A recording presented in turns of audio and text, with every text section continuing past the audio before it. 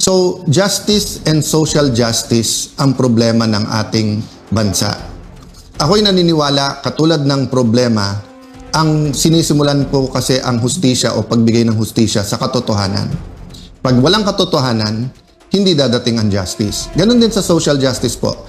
If we will deny that many of our kababayans are suffering, if we deny na yung bilyon-bilyon or abot ng trilyon na ninakaw, does not affect our economy, does not affect rural areas, does not affect Filipino families, does not affect children who are in danger of stunting. Pag dininay po natin lahat to, walang magiging justice. So, I'd like to encourage everyone in your own way, whether it's prayers, whether posting in your social media, whether it's encouraging your barkada, talk about entertainment, talk about good things, but also talk about what kind of Philippines you want. What kind of government do you deserve? What kind of environment should your children have in school? Ngayon, half day na lang yung mga pasok, di ba? Nag-K-12 tayo, napakamahal para sa ordinaryong tao yung additional 2 years. Pero nakikita sa mga study, half day lang po kasi. So hindi rin po umaabot ng 12 years ang education ng ating mga anak. So that's a different topic, but what I want to say is that, number one, we need persistence. So persistence for what? For purpose. Purpose. Kailangan sa lahat, purpose-driven tayo. That's a reminder to me because this year, so 1992 po ako nagsimula sa gobyerno. So 26 plus 8, 34 years. Many times in my career in public service, in my journey, I've been such an activist and really joined movements like we have now na magkaroon ng tunay na pagbabago. Many times naman, more intellectual ang laban, minsan sa kalye ang laban, minsan more debate. Kaya nga minsan parang sinasabi, mabait ka rin pala Alan, o kaya sinasabi na wala tayong inaaway ngayon. So, different times, different seasons.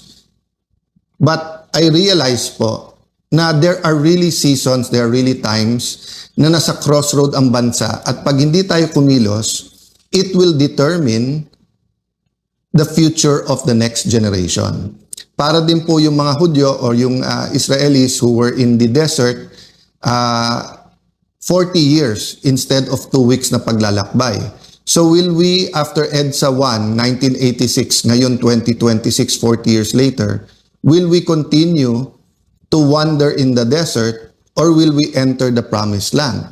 For me, the promised land is a powerful, prosperous Filipino. The empowered Filipino, napakayaman ng ating bansa. Pero dahil talamak ang corruption, dahil mali ang mga public policies, iilan lang yung yumayaman. Hindi po completely true to say mahirap ang Pilipino. Hindi po. Karamihan ng Pilipino ay mahirap. Kaya nga may mahigit 10 milyon na kailangan pang umalis ng bansa para humanap lang ng trabaho, mabuhay ang pamilya. Pero meron pong iilan. Kung tutuusin ko, sabihin mong 1%, marami din yon, 1 million. But siguro maybe 50 families that basically control everything. And I will not say that they're the problem, but I will say that we should have thousands, 100,000s, or millions of families who semi-control our economy together. Hindi yung 50 o 100 lang at yung ekonomiya at politika magkadikit to. So problema, pagka naging corrupt yung isa, damay-damay na, sama-sama na. No?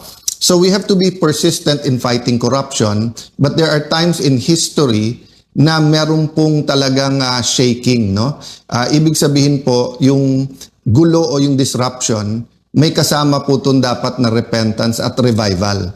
No? So hindi to ordinaryong parang, oy, may corruption dito sa isang ospital na to. Palitan yung accountant, ayusin yung sistema. Oy, sa bidding ng ganito, medyo masama yung sistema, tanggalin na yung back na yan or ipakowe. Hindi po eh. We're talking about an environment and system of persistent corruption in our country. So nung nangyari yung flood control, tinanong natin sa ating sarili, dapat ba magbago to? That's why nagkaroon ng ICI, nagkaroon po ng Blue Ribbon Committee. Ang problema po na manipulate, di ba? Kaya that's one reason na galit si Senator Lacson at kung ano-ano sinasabi. Because he has a reputation, and I know for a fact that many times in his life, he fought for principles.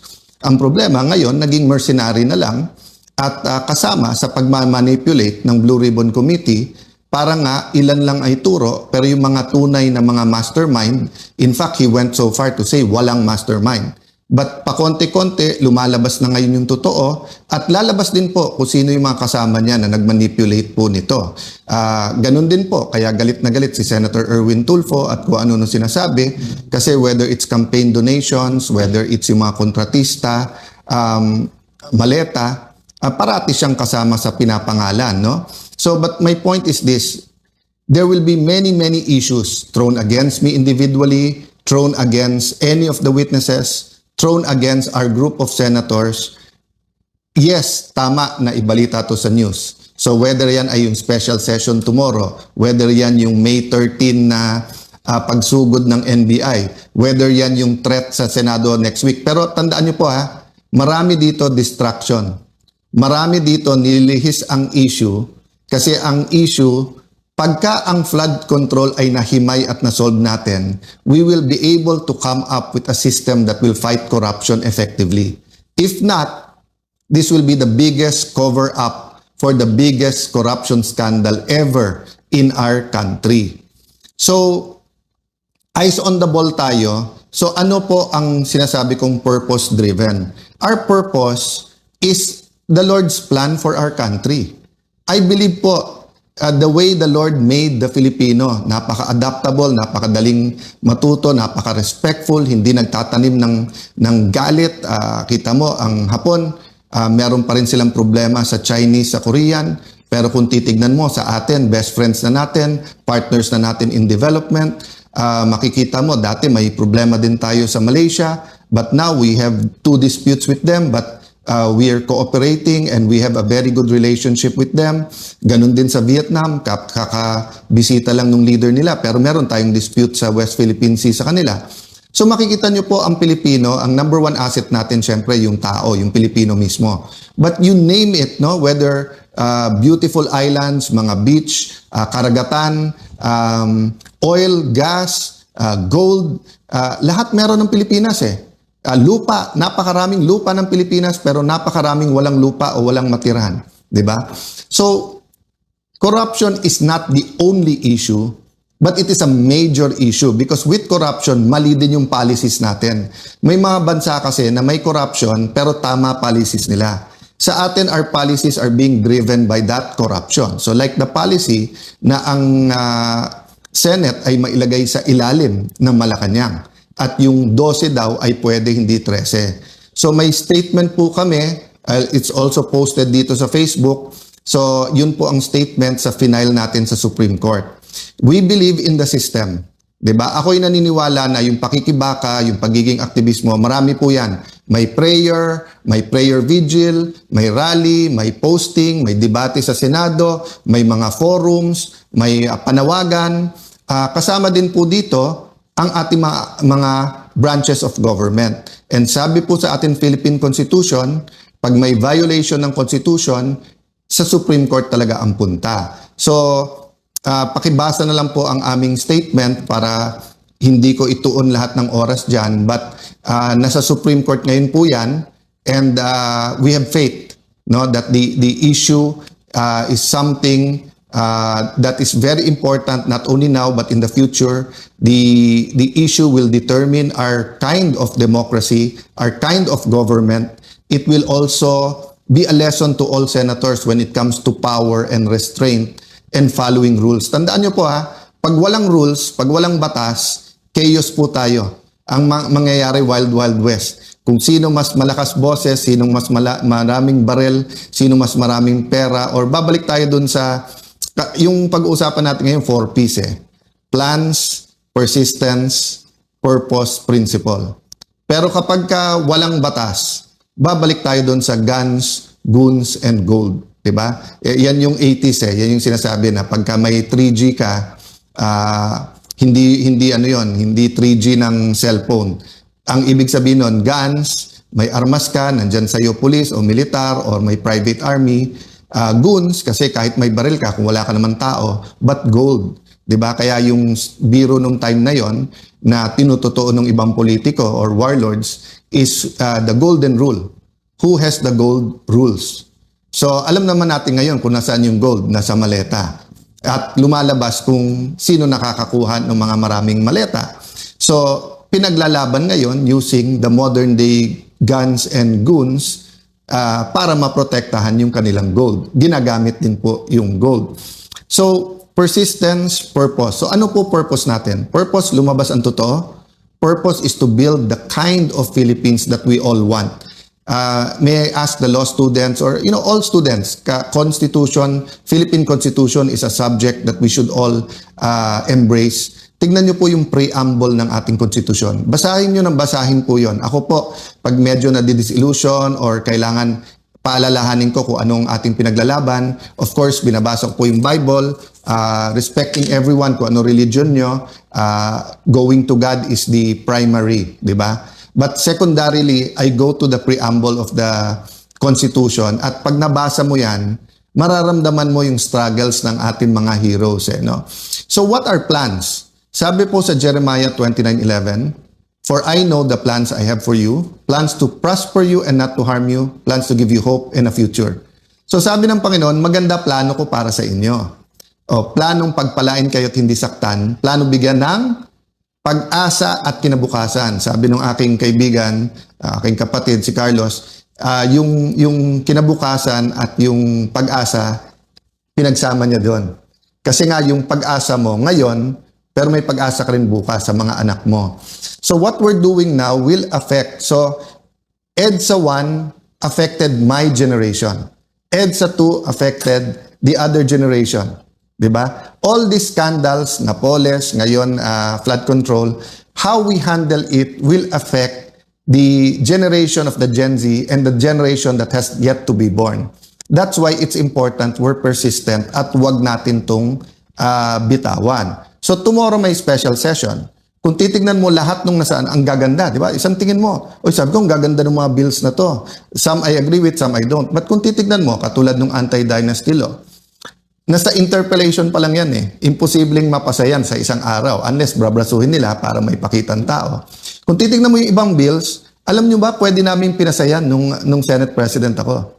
Pero hindi naglagay ng members sa committee yung nagsasabing sila na majority ngayon, yung 11 na naging 12. So, yung sinasabi nila na mga generals, and ako yung humingi ng apology sa kanila, naipit sila sa mga to, alam niyo nung nag-adjourn sinidi sila ng Wednesday, pwede silang mag-session hanggang Friday kung naniniwala talaga sila na yung 12 nila ay may quorum. At pwede lang gawin lahat ng gusto nilang gawin sa special session tomorrow. So yung mga nauna na nagbigay ng opinion na this is for leadership change, yan din na sa mind namin. So sa meeting ng grupo ng ating mga senador yesterday, yan ang dinidiscuss namin na lahat ginagawa, no? Pagsugod ng NBI, paghuli kay Bato, pag-walk out, yung napakaraming issue na binabato nila, magtrabaho, etc. But in the end, it's all about the flood control and who's guilty and how do we protect everyone, how do you protect the mastermind and how do you protect Malacanang. So we will not get to the Lord's plan. We will disagree on politics, but we all agree that God meant the Philippines to be a prosperous, powerful nation. Let me address myself to fellow Christians, no? Pasintabi sa aking mga kapatid na Muslim, no? Assalamualaikum sa mga kapatid na Muslim. For how many decades, centuries have we been claiming to be a Christian nation? Pero ano nababasa ng ibang mga bansa tungkol sa Pilipinas? Idolatry, immorality, corruption, di ba? So we have to change that. So dyan pupunta. How do we change that? Through our principles. Ang pinaglalaban namin, hindi power, hindi position, prinsipyo. So, kung 13 na sa kanila, congratulations. We know how you got it, sa pananakot, panunuhol, sasabihin, ikukulong. But sabi namin na anytime na 13 kayo, kayo na mamuno. pero hindi magbabago principle namin. Kaya ang tanong ko, kung makukuha nyo yung 13, buburahin na naman natin yung flood control or IFRO front and center natin to. Lahat, kinukuyog nyo buong Pilipinas na magkaroon ng impartial na impeachment. Pero ayon yung hindi kayo ang mag-preside. Ayaw nyo na ang numero ay 24. Binabago-bago nyo. Pinost ni Senator Win, tapos tinanggal. Tapos ngayon ay sinasabi ni Senator Win, hindi, talagang 1624. Tapos sinasabi ng ibang prosecutors, hindi. Supreme Court lang pwede magsabi. Whether yan ay congressmen and women prosecutors o yung private court. Ginugulo na po nila kasi kasunod yan Chacha. From the start po, di ba, sabi namin, eyes on the ball. Control, Chacha, pag whitewash nung para nga ma-extend yung term. Sana mali ako. Sana mali. Pero sa ginagawa, tignan niyo po sa Senate. Paulit-ulit siya, magtrabaho, walang drama. Pag upo pa lang nila, pinauwi. Nagbigay lang ako notice na Thursday may Blue Ribbon Committee hearing sa session hall, biglang may threat na daw. Pero hindi ma-confirm ng ibang security forces. Pero bukas sa session, pwede nang ulit gamitin at pwede tayong lahat. Pero today and yesterday, bawal na ang mga senador may bisita. So hindi ba lockdown din yon? Paulit-ulit sila, bantayan daw ako, baka daw padlocking ko yung Senado. Basically, pinadlock na nila eh. Di ba? Na sila na nagde-determine sinong pwedeng pumasok o hindi. Simpleng kapitan, simpleng konsehal. Anytime pwede ka pumasok ng barangay hall. Of course, hindi pwedeng armado, hindi pwedeng 500 kayo papasok dyan. May security protocol. Ang dami namang kagalang-galang and I respect the PNP, lalo NCRPO, SAF. Yung mga nasa labas ng Senado, I think is NCRPO and SPD. Wala namang gulo eh. Kung may nagrarally, peaceful naman sila doon. Kung may konting gulo, naaayos. Pero bakit ganun na ang Senado? Because they're sending the message, huwag kayong lumaban sa amin. Pag lumaban kayo, kaso, kulong, hopefully walang patayan. But allow me to say all of this because we never know what the future, I have faith. I'm walking by faith, not by sight. I do believe ang mga witnesses may ilalabas pa tong lahat. But we have to tell you, di ba? One, we have to be persistent. Number two, what we're fighting for is nothing less than the kind of government we want. The kind of Philippines we want. The environment that we want to have. Do you want a healthy environment where students can study, where Filipinos are healthy, when hindi na kailangan mag-abroad? Kaya po yan kung tanggalin natin yung massive corruption. Pero kung mangyayari po ngayon ay takot lang. So, tinatakot lahat. Okay? Pag lumabas yung masterminds, baka maging presidente si VP Sara. No? Nakailan laban na po tayo in the past. Ang panakot parate, sinong vice president? Or during martial law, tinanggal ang vice president. Pag tinanggal daw si FM Senior, baka magkagulo. So, magulo na po. Magulo na, nagkakagulo na sa corruption. Hindi magulo sa kalye. Pero magulo ang sistema natin kaya maraming kailangan umalis ng Pilipinas para maghanap ng trabaho. Maraming nagugutom dahil magulo ang pagnanakaw sa ating bansa. Ang kailangan ayusin ay mawala ang pagnanakaw. Hindi yung ayusin yung pagnanakaw na yun ang ginagawa ngayon. So nung sinabing magulo kasi sa pagnanakaw, edi ayusin pagnanakaw, ayusin natin tahimik, sino lang, tama lang, medium-sized maleta lang. Hindi po. We have to change all of that and we have that opportunity. So let me sum it up, no? The Blue Ribbon Committee, habang yan po ay legitimately under sa grupo, we will support Senator Dante Marcoleta. He is under much pressure. Baka nga kasuhan na daw, baka labasan na ng warrant of arrest. Hindi niya magamit yung session hall or and then yung coordination sa labas, napakahirap po. Witnesses, be strong, be steady in any way you can. Tell your story because you never know if you'll have the opportunity or not. Special session, we continue to discuss but obvious sa amin ang target dito ay kunin ang Blue Ribbon Committee at i-secure yung Senate presidency. Actually, pinag-usapan namin ng grupo, kunin na nila lahat, Senate presidency, lahat ng committees. Pero kung sincere sila, iwan sa atin yung Blue Ribbon Committee para ang buong katotohanan. Mag-attend sila.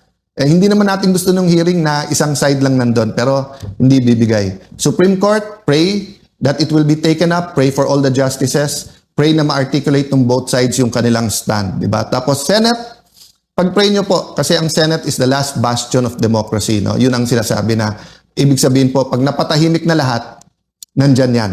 Kasi dumating ang time in martial law, pati media, kaya nga hangang-hanga dati ako nun sa Malaya at saka sa Inquirer dahil nga may boses ng oposisyon. Ngayon, you know, ang style nila is hindi patahimikin yung media kung hindi guluhin, di ba? Tignan nyo ha, yung sabihin lang, wag tawagin 18 Marines. Bakit? Hindi ba sila dating Marines? Hindi ba pati pag-retired tawagin? So naging bagman. Ang bagman po, yun yung taga-kuha mo ng pera, hindi yung taga-buhat ng pera. So yung mga bagman po, yun po ang sinusumbong nung 18. Hindi po sila bagman. O, tapos ngayon, ano na lang, former employees of Zaldico. At yung mga media, sumusunod yung iba. So, ang Malacanang na pala nagdidikta how to describe a witness. No? Ako hindi ko dinidikta sa media. But ang sinasabi ko lang, that's the kind of environment we have now. That the anti-corruption forces can only rely on truth. But the pro-corruption forces have all the means, even the small means of crafting words so that emotions can be controlled. So ito po ang inyong lingkod, si Kuya Alan. Hindi ko na sabihin senador, hindi ko na po sasabihin Senate President, whatever, kasi yung posisyon baliwala sa akin yon.